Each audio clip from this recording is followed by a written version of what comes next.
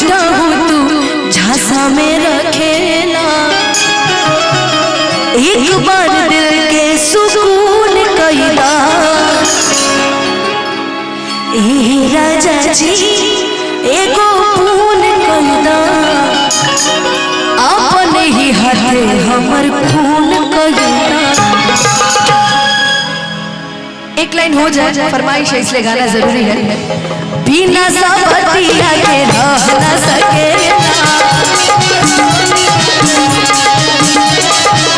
हमरो के झूठा हूँ तू झांसा में रखेला। एक बार दिल के सुकून कैला। एक बार दिल के सुकून कैला।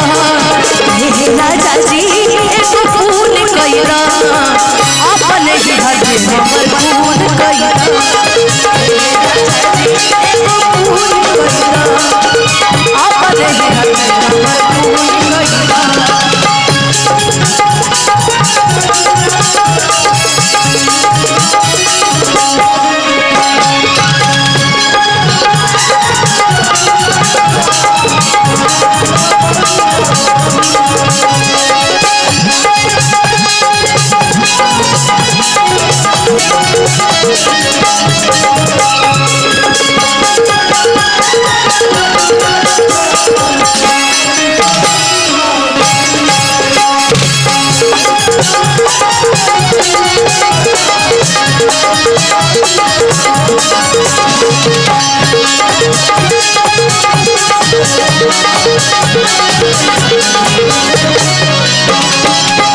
भाई रुको रुको, तो फरमाइशी तौर था जितना आता था मैंने गा दिया, लेकिन मेरे गोलू की एक फरमाइश है और शायद ये दोनों के ऊपर ठीक भी है, आप दोनों के ऊपर।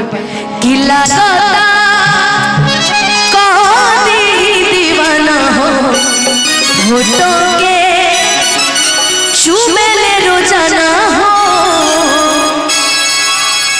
कि मान ले बिया हमके बहती। मान ले बिया हमके बहती। पगली देखावे अगर पगली देखावे अगर बन चाहतिया श्री महती। बन चाहतिया श्री महती। पगली देखावे अगर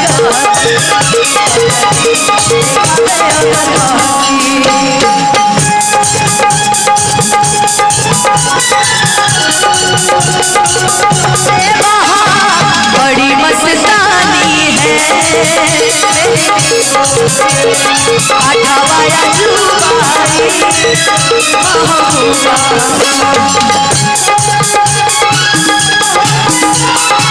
नागेली जैसे आने आठावाया जुबाई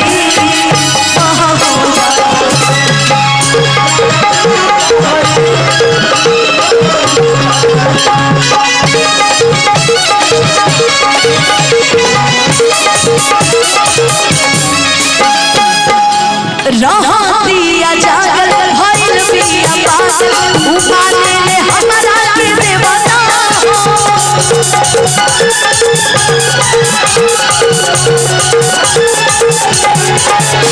भइल चाहे शादी बाजा बाजा बाजी छपा ले बिया उड़े बता।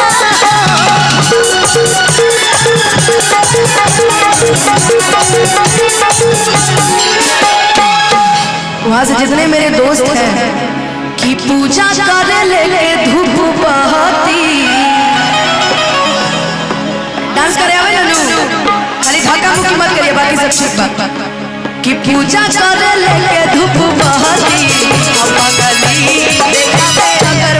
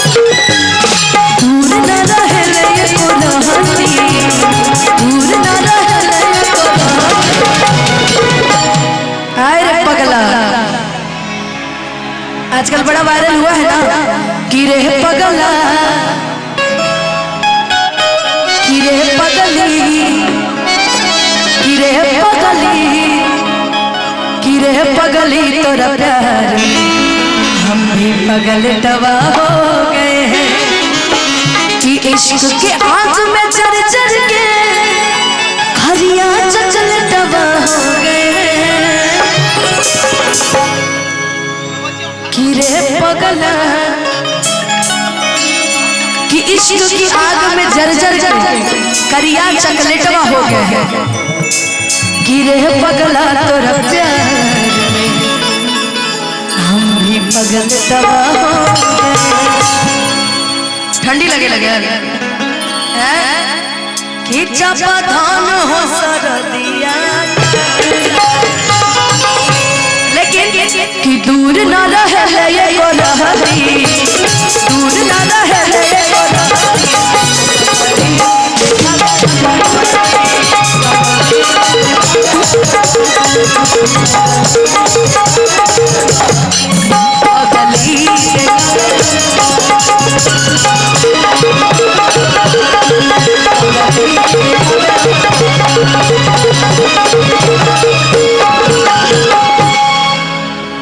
कि पगली